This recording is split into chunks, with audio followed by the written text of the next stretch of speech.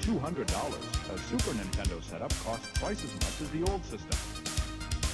For the money, the company promises better pictures, sound, and adventure.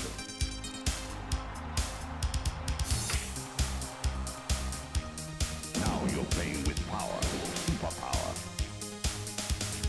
You're the king, I tell you! The king! Only for Super NES.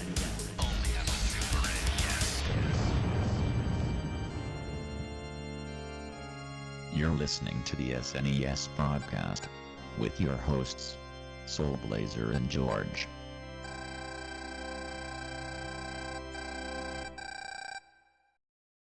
Hello, everybody, and welcome to Super NES Podcast, episode number 125. Wow, it's like 125 already, darn. But we're starting to get there, George. Yes, we are. And, I'm Greg, he's George. This was George's pick to pick for a game for this special milestone podcast number. So, which game do you want to cover this time, George? Bahamut Lagoon. Yes, one of several great Squaresoft RPGs that never came over here in the West, unfortunately. But it was translated years ago. One of the very first translation projects, as a matter of fact. So, right. Well, we'll get into it in a moment. Let's give some basic information to start with here. This was a late Super NES game. I'm just gonna say Super NES because of course I have it, even though it's actually like Super Famicom. But but you know like what I mean. So it came out in Japan February 9th, 1996. The game has been re-released since then on both the Wii Virtual Console and Wii U Virtual Console, but again, but unfortunately, again, both those times Japan only. This game still has never gotten an official U.S. release, which is kind of surprising considering the popularity of Squaresoft Square games have these days. But no reason to, though. I mean, you know, it's widely available, translated and everything. So sure, yep. As I mentioned before, this is one of the first games I knew of that got translated, which is pretty amazing as you would think about it. I mean, we've already talked about the translators and how the translators, like how hardcore they are with their time and dedication and whatnot. But taking a massive RPG, which is loaded with text, is one of your first projects to work on. It's like, whoa. So, but I remember playing this in college, back like in the spring of '98. I'm trying to show you back when the dinosaurs roamed the earth. Back when Super NES emulators were very primitive, but they're still. But getting this, as a matter of fact, I remember this game not running perfectly like an emulator. I believe it was. I think it was like ZS. Yeah, I think it was an early version like of ZSNES. I don't quite remember what I used in those days. But hey, it was over 20 years ago, so. Yeah. Because I was curious to play it because I heard the good things about it, so I played through the game, and going back the game for this episode, the first time I looked at the game in over 20 years. Had you played this game before in the past, George, or I have not. Okay, so you're just curious to see how it actually was, right? Yeah. Okay, fair enough. So, Bahamut Lagoon, at its core, this is similar to a lot of other Squaresoft games. There's some specific games I'm thinking about. I'll mention here in a little bit that it kind of reminds me of. This is a blend of RPG mechanics with squad-based combat. It's the best way I guess to describe it. It's kind of like oh geez, I can't remember the name now. You know what? Keep going on, and I'll try to remember the name of the game. Well, the gameplay reminds me a lot of Final Fantasy Tactics, which came out a couple years later. Okay, that's not a bad comparison. And the graphics, of this game and the character models, in this game remind me strongly of Final Fantasy VI and Chrono Trigger. Okay, yeah, kind of. Yeah, a lot of the same fonts, a lot of the same character models and sprites used, the graphics, that kind of stuff. So, so a lot of, there's definitely a lot of similarities. You basically are playing a party, of course, like being an RPG game, a mixture of humans and dragons. Dragons do factor in pretty heavily in this game. The title Bahamut is kind of the Bahamut Lagoon is kind of appropriate because like there is a race of dragons there, dragons of the world, with Bahamut, the king, of course, being in charge of them. That's taking over. That's familiar territory if anybody's played any of the Final Fantasy games. So like dragons are also an important part of gameplay in this game. But anyway, yeah, you're just basically trying to use your party to fight through this, to go through the battles, and like you can gain experience and level up like in many other RPG games. Your characters have HP, magic points, also experience, equipment, and you also have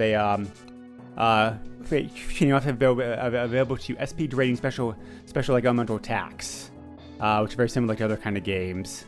It's not quite open world. There's in between battles you can explore your surroundings and walk around and talk to people and whatnot, but there's limited degree as to how you can how much you actually can explore, because there's no way to leave linear.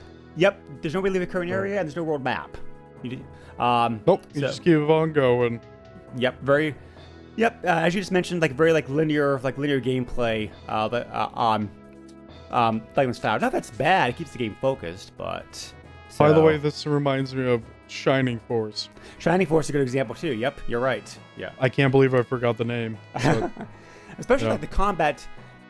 Not to mention, the actual fighting scenes itself, because when you select a person to go into to fight, the screen changes over to a one-on-one matchup of like your person on the right and the enemies on the left, and you see damage being applied to both sides. And you're right, that is very like Shining Force-esque, like how it does that. Not exactly, because the way that this works is there's two ways to fight enemies. You can cast spells on the field, and that will hurt enemies, and they don't attack back. But then there's like a mode. Yep, there's an attack mode that turns it into a turn-based RPG combat mode, which is really interesting, actually. So it's not like it's not exactly like Shining Force, where it's like, oh hey, I'm going to attack this person. It's going to bring a cutscene of my character hitting them, and then they might possibly retaliate. Right. No, this turns into like a turn-based battle, essentially. And you get to pick your attacks and whatnot. You don't just swing your sword. You can use spells and whatnot, and it's really cool, actually. Yeah, and those spells are very critical to advancing the game, especially if they get like higher up, because the spells get like the spells get like more and more powerful. Yeah, I think the more you use them, they get more powerful, or is that just by leveling up? I wasn't 100% sure on that. It looks like it's leveling up. Okay. That actually does that. Okay. So, the dragons I mentioned before have their own like special role to play in this game. They have their own stats, and they also have their own like abilities, which are pretty like unique to the creatures. Dragons are very vital in this game, honestly. Yep, exactly. So, one of the things that's really interesting in this game, out of battles, dragons will eat anything. Yes. But you want them to eat a lot of stuff, because like feeding them items is how you actually like increase their power, their stats, and also increasing their behavior, which is very strange, because like certain, I didn't get the relationship, but certain items will encourage dragons to act in certain ways, like in battle. So there's actually, so if you actually have a chart, you actually can like manipulate the behavior, and therefore therefore the overall development of the dragon, like you fight as you go through the game, which is very interesting. Yeah. The dragons are not specifically controlled by you. Yep, correct. Yep, and it's that definitely adds a decent amount to it, because like the dragons are basically their own kind of thing. I mean, you could give them orders like, "Hey, stay back." Yeah, simple and commands. Heal up or whatever, and you get 3 basic commands you could give them. Right. But other than that, you have no control over them, really. Right. So you can just let them rampage all over the enemy. What's also curious in this game is also like how the actual party composition is made up. You're limited to 4 people at a time, playing an active party, but you can have a maximum of like 6 parties, which is very In some battles, some battles you have multiple parties, which will alternating back and forth between the use of them. So, yes, very interesting like gameplay here as far as that actually goes. Because that adds like whole lot strategy to the game. Yeah. I think this is one of the easiest strategy RPG type of games I've played, because I never really struggled with any of the battles or anything. It feels like even though some of my units weren't getting as much experience as the other ones, when you finish a battle, it gives everybody experience. Right, which like helps. A flat rate, which is that helps. It's pretty cool. But I never really found myself in a position where I was really struggling. So it seems like the pacing was done really well on this game. Yeah, I couldn't find anything online to support this, but I suspect this. But I suspect Square may have aimed this game toward like a teens, like a younger audience. So, maybe because of the popularity of the Final Fantasy series, possibly. No. But I'm not sure. So, but anyway, yeah, that's the gameplay in a nutshell as far as the critical stuff. The plot of this game, of course, like being an RPG and being Square, there's like no detailed plot. It's not very original, I don't think, unfortunately. It certainly has a lot of elements with some of the other like Squaresoft RPG games, like it's a typical Square game where like there's an evil empire, you must fight them. But I think the overarching story is not super creative. Right. It gives you a good enough motivation to keep going, but the really good things are like the underlying story beats that you can find throughout the world when you explore. Sure. Like one of the first areas you go to is like some sort of like village or something, and you can look at a book and it's like, do you want to read it? And then if you read it, it brings up this like subplot of like the main character and the princess and blah blah blah blah blah, so on and so forth. So like you're gonna miss that stuff if you're not looking for it. So it's really good if you explore.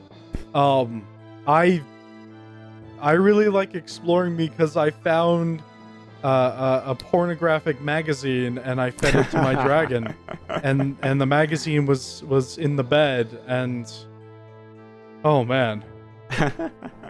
Yeah, I fed it to my dragon. I don't know if that was a good idea or a bad idea, but yeah, you can feed dragons magazines. It's insane. I fed one of my dragons like a bunch of swords, and it's like, what am I doing? It's so weird. Well, I did say earlier, dragons this game will eat anything, so I was not exaggerating about that. Yeah, definitely. I certainly agree with you, like, with the plot. I mean, as the game goes on, it does get more interesting. I mean, Square did have a very knack for during the time period, writing like pretty like interesting plots. So, and the characters, the main characters in this game are pretty interesting, at least I think. Yeah,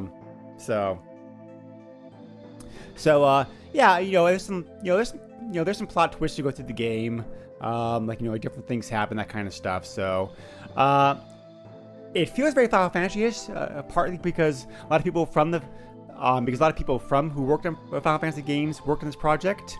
So like the main creator, the supervisors, directors, story event planners, they all came over to work on this project. So, so that kind of explains some of the Final Fantasy-ish feel I had this game. So having said that, I think this game has enough unique stuff to it to make it stand out from the Final Fantasy games. Yes.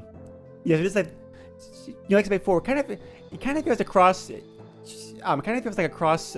to me between like Final Fantasy Tactics and some of the Final Fantasy Super NES games, which you mentioned me earlier, George. Some Shining Force stuff I throw in here too for good measure.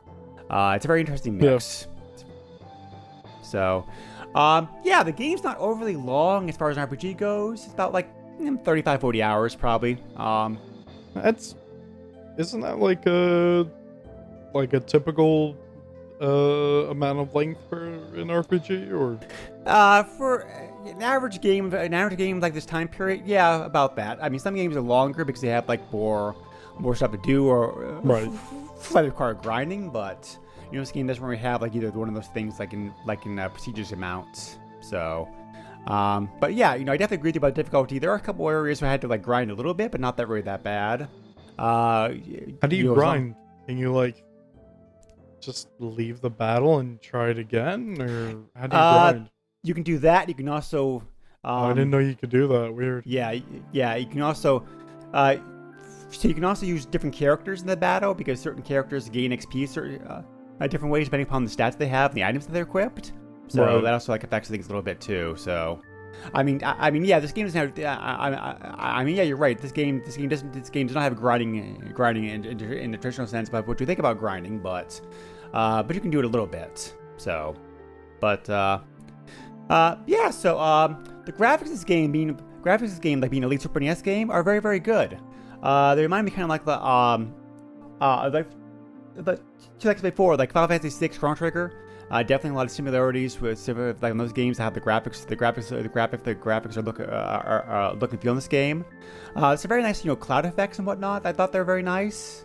Like a good use of color, like very good use of the Super NES. Certainly, processors are certainly pushing the system like there's limits. Yeah. Soundtrack's also very good. I mean, like Yes. Square. Yes. Yep. I mean, like well, of course, Square Super NES period. Of course, it can be good, but Oh yeah. Yeah, it's a Square game and it's a Yeah. Super Famicom game, of course. But yeah, very good soundtrack. Some very yes, I really yep, some very like unique music. I think here. I mean, also like in this game, like very fitting for the fitting for the environment, fitting for the game, that kind of stuff. So, being an RPG, controls are pretty basic. Like no problems like figuring that stuff out. So, the translation is very, very good. But the patch available now is a updated version of the one that was available like way back when. So I really didn't see any issue with it. Everything seemed to flow smoothly. No problems of editing. No problems of graphics, or like that kind of stuff. So so definitely very well translated by this point. I had to make sure I was using the right core because I started playing and then it was all sorts of messed up. So my what were you playing favorite it on? part. My what? What were you playing it on? I think the default core on the Pi is SNES 9X 2010. Okay, all right. Something like that. Yeah. I had to go and play it on the 2005 core. But my favorite part was when you would hover over like items or special attacks or whatever, and it would actually just give like the wrong description. I was like, this doesn't make any sense. But I mean, I obviously knew it was already messed up anyway, because like the whole GUI and everything was just an utter mess. It was broken, and oh man, it was really weird. But sounds changed rough. my core, and then no big deal.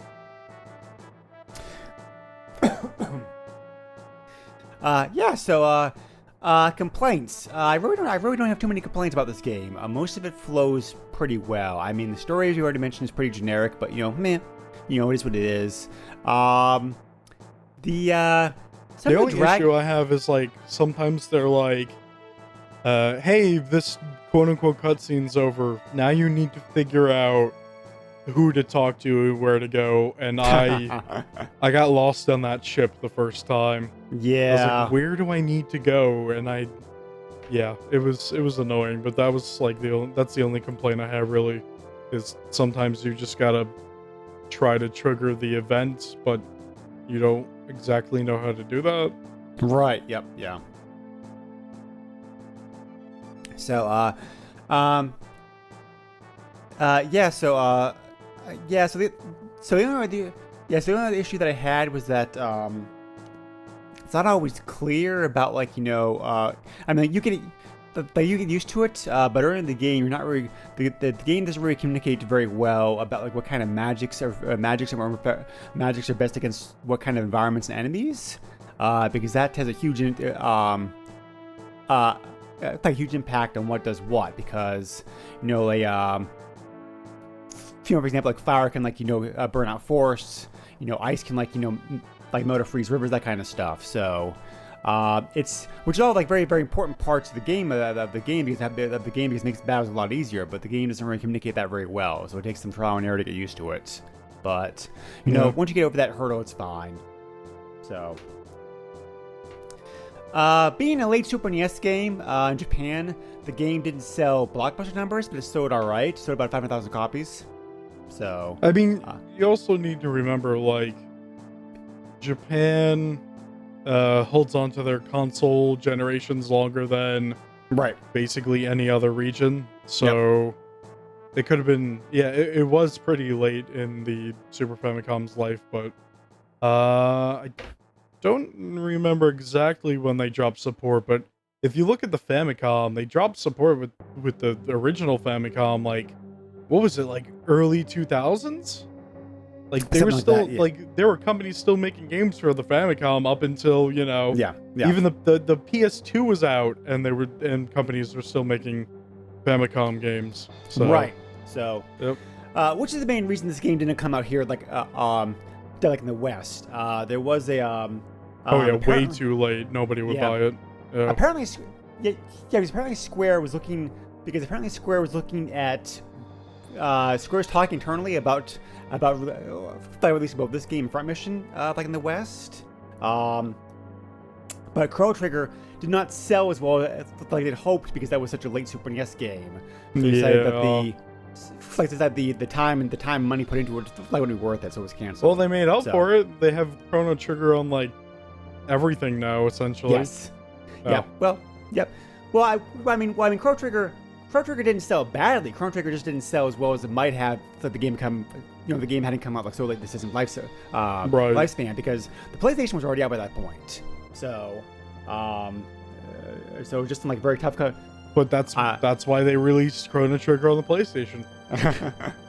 Eventually, several years later, yes. But badly optimized port of the game, but it was on there. So. Oh, whatever. It's because it's got a load. It's on a disc, Greg. It's not a cartridge.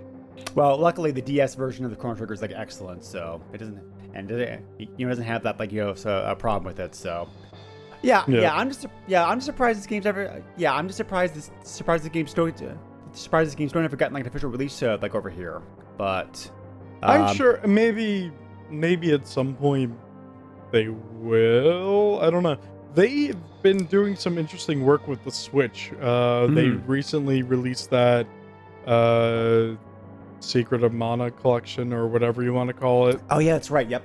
Yeah, and one or two of the games were Japanese only that they finally brought over. So they're doing some good work with that.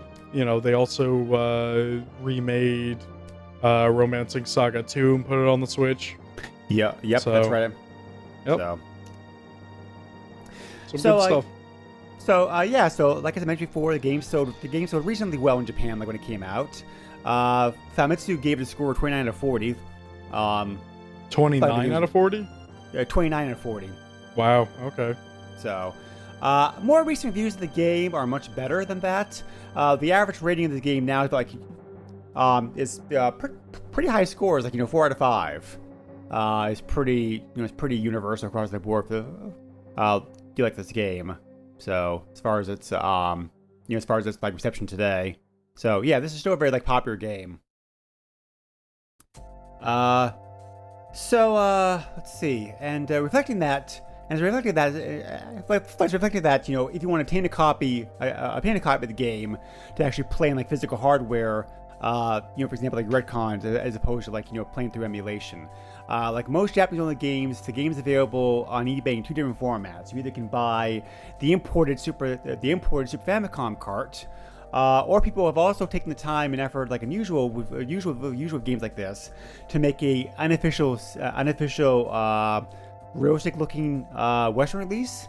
as if the game might have looked to actually had come out here in the West. The translated games were put onto a ROM with a US style cart, US style label, even like a US style packaging has been made for packaging has been made for this. So, depending upon how you want the game, that will affect the price of the game if you look on eBay for it. So, cart only, there are some copies available from North American sellers. If you want the Japanese version of the game, you can expect to pay about around like $5 an average, like this cart, like pretty cheap. Wow, that's really good. If you want a repro version of it, this is more expensive. When you think about the time and effort that was put into making it, I think the price is reasonable. Those usually sell on eBay for $25-$30. So it's really just a matter of like much. No, I mean it's a matter of like how you want the game. I mean so the repro, they did all the work for you. Like all you gotta do,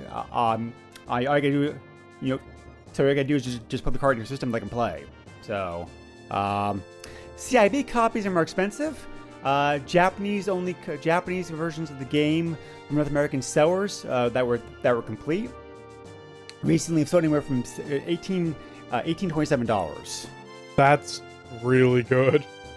And the repro I mentioned before, people have also made up like mock manuals and boxes to go along with the game.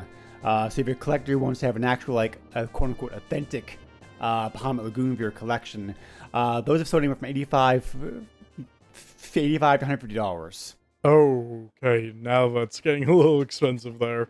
Well, more work involved, like more effort. So, and not as many people people who would be interested in it. I forgot to mention the game's not super common on eBay, but you can't find it on there. There's 70 copies of the game currently for sale. That includes both Japanese and repros. And right now, when I looked at this a few days ago, there were 8 copies of the game that sold recently. Those were all, again, a mix of like cart and cart repo versions. As you would expect for an RPG, there's tons of secrets hidden stuff in this game. There's 3 secret characters. There are 3 secret characters that you can unlock by talking to everybody in some of the chapters, and also pretty much that's how you find them. Just like talk to everybody and find somebody hidden to unlock the secret characters. Once you finish the game, you also have a new game. You also have a new game plus mode available to you, which is called EX Game. In this version of the game, you're able to keep your levels, items, and gold, so you can go through the game again that way. Oh, nice. There's also a trick to give one of the dragons some Mundo, like give him an HP, if you want to. So, and there's also a way to access the music in the game, a sound test. To do that, you hold the L and R buttons and push reset to bring up the music test screen. So those are the big secrets. So overall, this game's still fun to me. I still enjoyed it. I still enjoyed it today as much as I did like 20 years ago. It's like George mentioned, the game is somewhat simple. But that's not necessarily. That doesn't necessarily make it like a bad game. I recommend this game for anybody who enjoys classic RPGs, who's looking for a more tactical flavor like their RPGs, like I like Final Fantasy Tactics, and also like not too overly as involved or complicated as Final Fantasy Tactics is, I suppose, but kind of a good beginners tactical RPG, I suppose. Now that I think about it, so it's still a lot of fun. Still holds up pretty well today. George, was your curiosity rewarded, or were you disappointed by the game? No, I thought it was a good game. Okay. I thought it was pretty creative with the whole dragon feeding thing. Oh yeah, sure, definitely. So, kind of like predates some of the Dragon Quest Hero games. We do like some of that stuff too. I guess so. I haven't played any of those. Did you beat this game, or did you beat this game, or did you? Okay, all right. Do you remember how far you got in the game? Nope. Okay. I put a decent amount of time into it. I remember that. Okay. Yep, fair enough. So, but yeah, so like, yes, definitely definitely a good game. Like I said before, kind of a shame that shame this game didn't come over here in the West, but it is available, as I mentioned before, in numerous ways. So, yeah, so if you enjoy, if you're looking for like a beginner style tactical RPG game to play, enjoy Square games, and you also doubly so like you're a Dragon fan. This one's a good game to check out. Yeah, check this game out. And feature Dragon's pornographic magazine. Yes. I don't know. Final Fantasy IV had a reference to that also. There was a hidden development room that was only in the Japanese version of the game where you could find stuff like that. Huh. Okay. Yeah. So Square likes having that.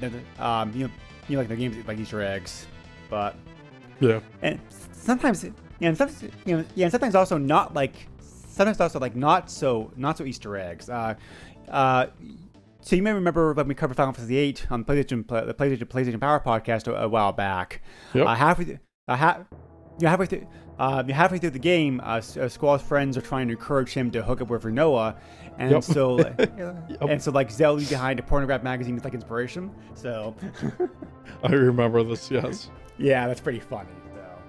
So it's got more mainstream Square games. They don't have to hide it anymore. Oh yeah. Oh yeah. Anyway, thank you again, everybody, for listening to the podcast. As always, I appreciate it. If you have any feedback, questions, comments, suggestions for games to cover, that kind of good stuff, you can either reach us in the Facebook group, or you can also send me an email if you want to. That email is thesnespodcast@yahoo.com. We also have Patreon if you want to, where you can also, for $1 a month, you can get benefits such as like being shouted out at the end of the episode, as I'm doing right now for Chad, Richard, and Savem. Thank you for your support. Being able to dictate episodes, and also being able to also getting early access, which George does the work for again. So thank you very much for that. Appreciate it. You're welcome.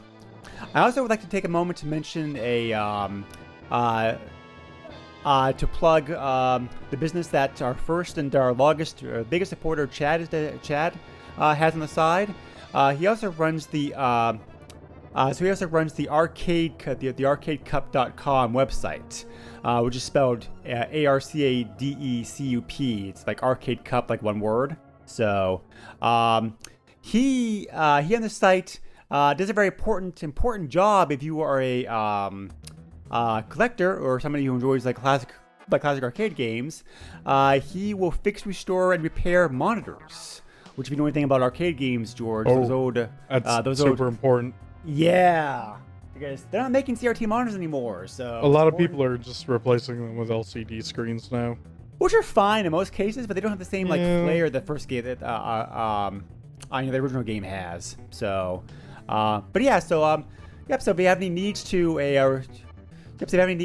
get your boards repaired or reconditioning or like looked at, they always look at boards for you to find out what's wrong with them. Check him out. He's running the sites. He's running the sites since 2005. Excellent reviews. Very good. Very friendly website. That website again is arcadecup.com. So. Anyway, the Patreon can be found at www.patreon.com/the SNES podcast. So check it out if you're so inclined. George, where can people reach you at? Twitter, I guess. Okay. I'm on there. If you're interested, my handle is @_Derpkind_. That is _DERPKITTEN_ and yeah, that's about it. Alrighty. So next time on this podcast, we are going to be looking at a game that. Yes. Okay. Want to make sure I have the right game. Yep. Sorry. Trying to make sure I have the right game here. Another Patreon pick. We're going to be looking at a platformer game, George's favorite, unfortunately, but oh well. Yeah. A obscure game, I never heard of this game, Super Widget, which is apparently a Super NES and enhanced version like an NES game called Widget, which is based off a cartoon. So, there's some pretty unique gameplay elements in this game. I've already played it a little bit. You may be, well, I don't think you'll love it, George, but I think you'll at least be able to tolerate the game because it has some very unique stuff to it. So, it's not your traditional platformer game, that's for sure. All right. So we're gonna be looking at that next episode. As always, we appreciate the support very much. We're also available on iTunes, so feel free to check us out. Lipson has all of our back episodes to listen to if you want to. And we're working about trying to get some more guest hosts on the show, and also some more episodes coming up. 125, probably not too soon to think about. Check out the 150th episode. George and I will do something different like that episode. So we're talking about talking about what we're going to do. But that's a year off. But you can never be too early, right? Right. So as always, we appreciate your support. Thank you very much for listening to us. And yeah, nice to have a game where dragons are portrayed in a good light. Because a lot of games they're evil. So kudos for. But that's because dragons are evil, Greg. Not in this game, they're not. Or are they? Ooh. Dun dun dun. And on that thought-provoking note, we'll leave you. Thanks again, everybody. Take care. Bye. Nintendo controls 80% of the video market. But no matter how you play the game, or which game you play, things definitely have come a long way since Pac-Man. Now you're playing with power. Super power.